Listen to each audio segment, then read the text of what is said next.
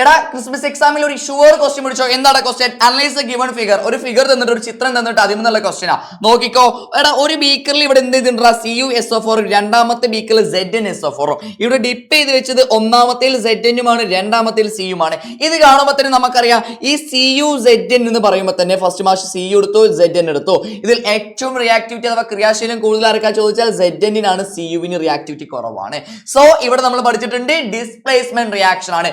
ഒന്നാമത്തെ ക്വസ്റ്റ്യൻ പിടിച്ചോ, ഏത് ബീക്കറിലാണ് കെമിക്കൽ ചേഞ്ച് അഥവാ കെമിക്കൽ റിയാക്ഷൻ നടക്കുന്നത്? ഇവിടെ നമുക്ക് കണ്ടാൽ അറിയും CuSO4 സൊല്യൂഷൻ എന്ന് പറഞ്ഞാൽ റിയാക്ടിവിറ്റി കുറവുള്ള ആളാണ്. അതിൽ റിയാക്ടിവിറ്റി കൂടിയ Zn ഡിപ്പ് ചെയ്ത് വെച്ചാണ്. അപ്പൊ ഒന്നാമത്തെ ബീക്കറിലാവും എന്ത് നടക്കുക? കെമിക്കൽ റിയാക്ഷൻ നടക്കുക. ഗീവ് ദ റീസൺ ചോദിച്ചാൽ ഇതൊരു ഡിസ്പ്ലേസ്മെന്റ് റിയാക്ഷൻ ആണ് അഥവാ ആദേശ രാസപ്രവർത്തനമാണ്. അതായത് റിയാക്ടിവിറ്റി കൂടിയ ആൾ റിയാക്ടിവിറ്റി കുറഞ്ഞ ആൾ എന്ത് ചെയ്യുന്നു? ഡിസ്പ്ലേസ് ചെയ്ത് ഒഴിവാക്കുന്നു. ഈ റിയാക്ഷന്റെ ഇക്വേഷൻ ചോദിച്ചാൽ പഠിച്ചു വെക്കുക. Zn plus CuSO4 gives ZnSO4 plus Cu. Zn എന്ത് ചെയ്തു? CU-വിനെ ഒഴിവാക്കിയിട്ട് അവന്റെ അയോന്റെ കൂടെ പോയിട്ടിരുന്നു, CU അപ്പുറത്തോട്ടും പോയി. സെറ്റ് അല്ലേ?